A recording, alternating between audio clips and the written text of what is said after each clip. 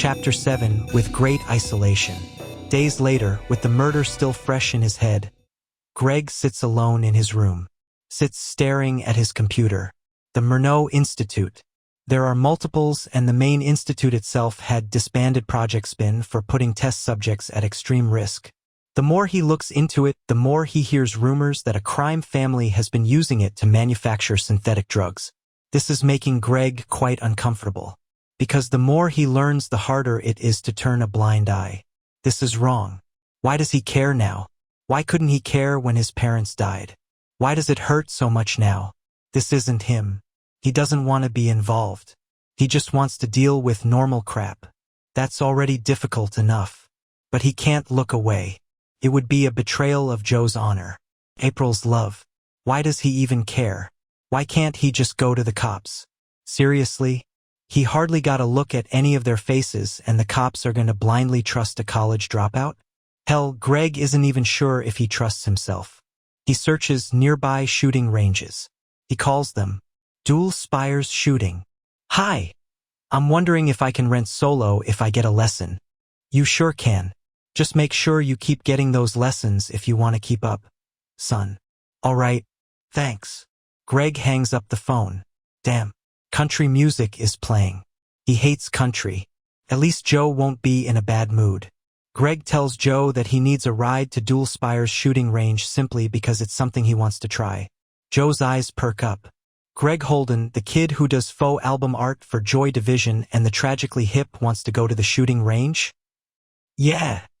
He says, getting a sneaking feeling about where this is going. Yeah, sounds like fun. Let's go. Greg stops him.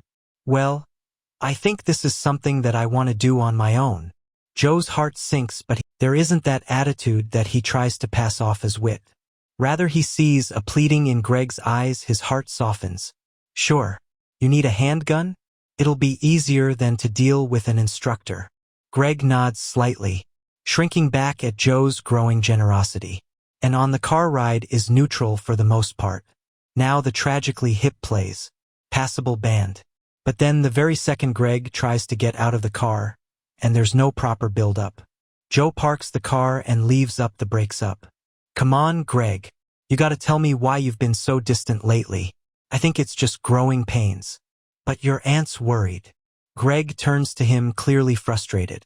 Joe's just as bad as procrastination. Seriously? You're asking me that now? You had the whole damn ride to question it. Tell me, Greg, what happened? You were already distant enough when you were bitten, but you've taken it the extreme, son. Greg thinks. Those creeps drugged two people enough to beat each other to death and killed the survivor. Greg stares. He has no interest in dragging Joe into this. So in turn, Greg looks at him. If you would kindly piss off, that would be greatly appreciated. Joe's had enough, and strongly counters Greg for not pushing himself. Joe rebukes Greg with great isolation comes great loneliness.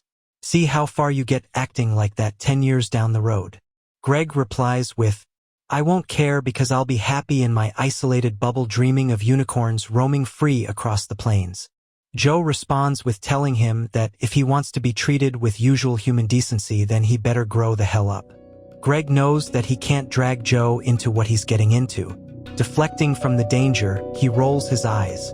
Doyle isn't anywhere near as intrusive as you. Joe counters. Doyle Flanagan doesn't know anything about love. At least not anymore. Flustered, Greg gets out of the car and slams the door. But even Joe notices that this time around, there's an added sense of performance. Like Greg is putting on a show.